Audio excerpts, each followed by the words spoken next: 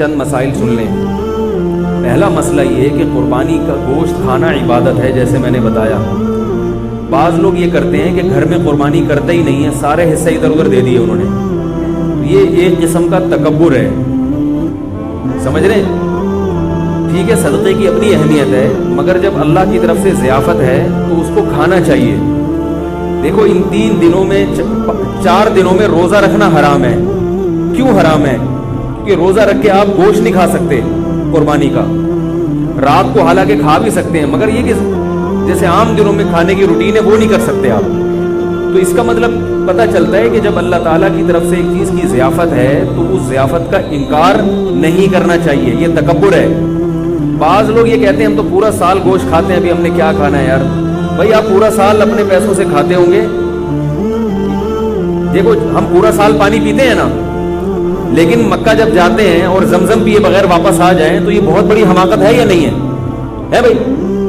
وہاں جا کے پیتے بھی ہیں اور بھر بھر کے گھروں میں بھی لے کر آتے ہیں. کیوں لے کر آتے ہیں؟ اس لیے کہ وہ پانی اور اس پانی میں فرق ہے. وہ پانی پلانے والا کون ہے؟ اللہ ہے. یہ بھی اللہ ہی پلا رہا ہے, مگر اس کی نسبت اللہ اپنی طرف نہیں کر رہا. اس کی نسبت اللہ اپنی طرف کر رہے ہیں کہ میری طرف سے آفر ہے یہ تمہیں.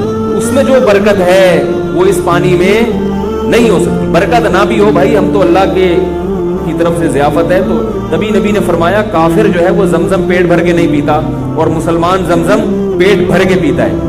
کافر اتنا پیے گا جتنے ضرورت ہوگی, کہ پیاس ختم ہو گئی اب کیا. مسلمان کہتا ہے نہیں بھائی اور پیوں گا, پیٹ بھر کے پیوں گا, میں اللہ پلا رہا ہے.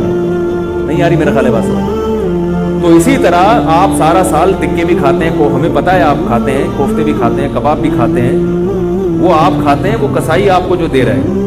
اس گوشت کی نسبت کس کی طرف ہے؟ اللہ کی طرف. نبی صلی اللہ علیہ وسلم نے 63 اونٹ اپنے ہاتھ سے نہر کی اور سب میں سے تھوڑا تھوڑا چکھایا آپ نے. حالانکہ آپ صلی اللہ علیہ وسلم کھانا نہیں کھاتے تھے, بہت کم کھاتے تھے. تو اس لیے ایسا نہ کیا کریں, وقف بھی کریں تو پھر گھر میں بھی کریں. اگر آپ نے صدقے کی قربانی کرنی ہے تو پھر ایک حصہ صدقہ کر دیں اور ایک حصہ, مطلب کہ گھر میں گوشت آنا چاہیے. کہنے کا مقصد ہے تھوڑا آئے زیادہ آئے, گھر میں بہرحال آنا چاہیے. پھر بے شک غریبوں کا بھی حق ہے. غریبوں کے لیے جو مالدار لوگ ہوتے ہیں وہ زیادہ قربانی کرتے ہیں, کبھی اتنے حصے غریبوں میں بانٹ دیں گے اور ایک آدھ حصہ گھر کے لیے رکھ لیں. تو گھر میں کچھ نہ کچھ گوشت لازمی آنا چاہیے, سمجھ رہے ہو. دوسرا مسئلہ, فقہا نے لکھا ہے کہ جو غریب آدمی ہو یا اس کے اہل و عیال زیادہ ہوں, اس کے لیے افضل یہ ہے کہ وہ صدقہ نہ کرے قربانی کا گوشت.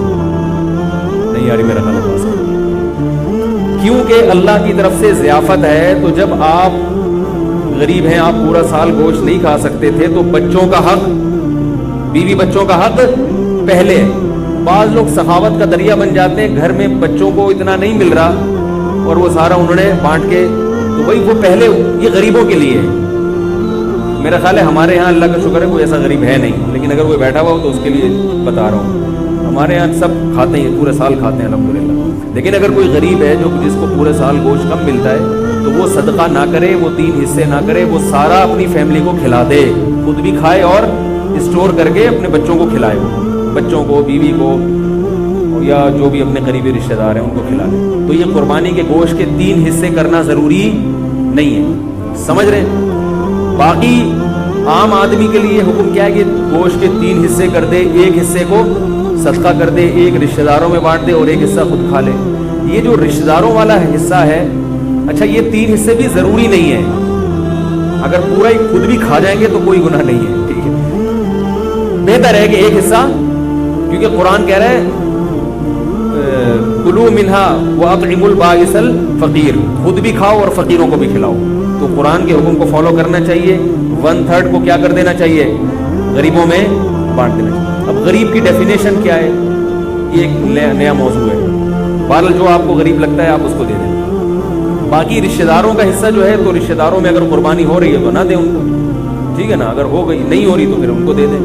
تو یہ ہوتا ہے. باقی 2 حصے آپ رکھ لیں, ایک حصہ بانٹ دیں, ایسا بھی ٹھیک ہے. دوسرا مسئلہ قربانی کا یہ ہے, بہت اہم مسئلہ ہے, کہ جس جانور میں 7 آدمی شریک ہوں, یا 6 آدمی, یا 4 آدمی, یا 3 آدمی, اس کے گوشت کو تول کر تقسیم کرنا لازم ہے, اندازے سے تقسیم کرنا حرام ہے.